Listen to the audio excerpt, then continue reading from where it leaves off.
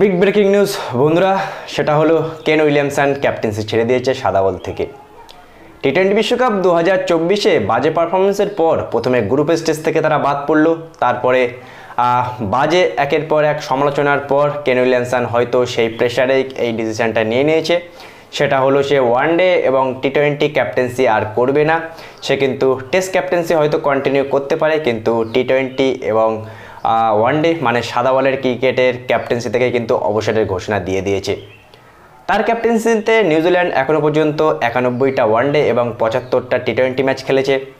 যদিও আইসিসি কোনো বড় টুর্নামেন্ট তার নামে নেই মানে সাদা বলের ক্রিকেটে, 2019 সালে অলমোস্ট একটা জেত টুর্নামেন্ট, কিন্তু ভাগ্যক্রমে আম্পায়ারের ভুলের কারণে ইংল্যান্ডের কাছে ওয়ানডে বিশ্বকাপের ফাইনাল হেরে গিয়েছিল।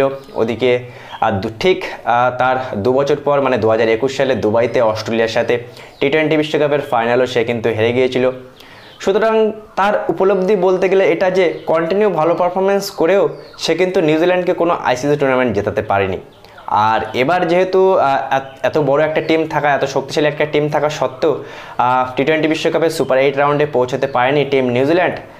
সেই প্রেশারের কারণেই হয়তো নিউজিল্যান্ডের ক্যাপ্টেন কেন উইলিয়ামসন এমন সিদ্ধান্ত নিল, সে আর ক্যাপ্টেন্সি করবে না। সুতরাং আমরা কিন্তু আর নিউজিল্যান্ডের ওয়ানডে এবং টি-20 টিমে দ্য গ্রেট কেন উইলিয়ামসনকে আর ক্যাপ্টেন্সি করতে দেখতে পাবো না।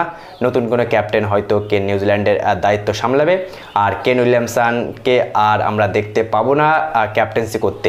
কিন্তু প্লেয়ার হিসেবে হয়তো সে আর বেশ কিছু বছর 2-1 বছর খেলতে পারে, কিন্তু ক্যাপ্টেন্সি থেকে সে অবসর নিয়ে নিয়েছে। হয়তো টি-20 বাজে ফর্মের কারণেই এমন সিদ্ধান্ত নিল কেন উইলিয়ামসন।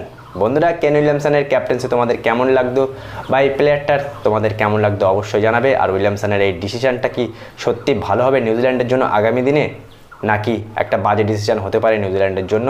সেটা পরবর্তী ক্যাপ্টেন্সি কে করবে আর সে কতটা ভালো করবে সেই আশায় কিন্তু এখন ক্রিকেট বিশ্ব মুখিয়ে আছে যে উইলিয়ামসনের অবসরের পর নিউজিল্যান্ডের দায়িত্ব কে সামলায়।